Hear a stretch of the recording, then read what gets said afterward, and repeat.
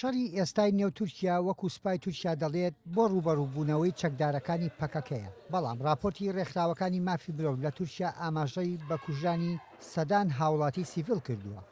لەو بارەیەوە ئەندامی پەرلەمانی تورکیا لەسەر لیستی هەدەپە عوسمان بایدەمیریش لە دواسەردانی بۆ واشنگتن ئەوە دەخاتە ڕوون کە چۆن خەڵکی بێچەک لە کوردستانی تورکیا لە ماڵەکانی خۆیان دەکوژێن و تاوەکو ئێستش بە سەدان قوربانی تێپەڕاندووە. ئینسانێ سێمەهی زاروکێ مێ سێمەهی 5 ساڵی 7 ساڵی گەل تێ قەتلکردن قەتلیان پێکرد.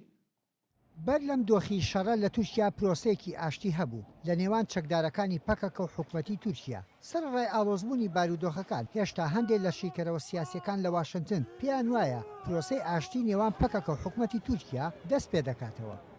I think that the government in Ankara, both AKP government and President Erdogan, لەو باوەڕەدام حکومت لە ئەنقەرە و ئاکەپە و ئەردوغانیش دەیانەوێت شکست بە پەکەکە بهێنن بەر لەوەی بگەڕێنەوە بۆ سەرمێزی گفتوگۆ. بەگشتی سیاسیەکان و خەڵکی تریش لە تورکیا دەڵێن پەکەکە هەوڵی ئاگربەستی قۆستۆتەوە بۆ دروستکردنی ناوچەی ئازاد لە ژێر کۆنتترۆلی خۆیان، بەڵام دوای ئەوە پرۆسەی ئاشتی دێتەوە سەر مێزی گفتوگۆ. ئاکامی هەڵبژاردننی پەرلەمانی تورکیا لە 1 نۆڤەمبەردا بەر لەم شەڕ و پێکدادانا پەیامێکی تری پێبوو.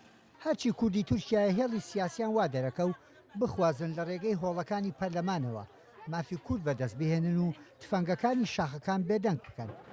لە بەرامبەردا پەیامی پارتەکەی ئەردۆغانیش بە ئاراستەی چارەسەری پرسی کورد بوو. شیکەرەوە لە پەیمانگای واشنگتن سۆنەر چاتای لای وایە پەکەکە نایەوێ هەدەپە دوور لە ئەوان سربەخۆیی خۆی هەبێت و بڕیاردەر بێت. هەدەپا چووە پەرلەمانەوە بووە سێهەم قەواری ناو پەرلەمان. ئەوەش واتای ئەوەیە تۆ لە تورکیا دەتوانی لەگەڵ کورد پێک بێیت یان ڕێک بکەویت، بەڵام ناشتوانی چیتر داواکاریەکانیان بەلاوە بنیت. بەڵام پەکەکە حەزی لەوە نییە کە هەدەپە ببێتە دەنگێکی سربەخۆ بۆ پەکەکە. ڕەنگە ماوەیەکی زێڕین بۆ خەڵکی کوردی تورکیا ئەو چەند مانگە بوو بێت کە ئاشتیەک هەبوو. ئێستا کلیلی ئەو ئاشتیە لە گیرفانی کێدایە؟ جەنرالەکانی شەڕ یان ئەردۆغان یان باڵی سەربازی پەکەکە یان ڕێبەری پەکەکە کە ساڵانێکە لە زیندانەوە پەیامەکانیە نێرێت. یەحیا بەرزنجی دەنگی ئەمریکا.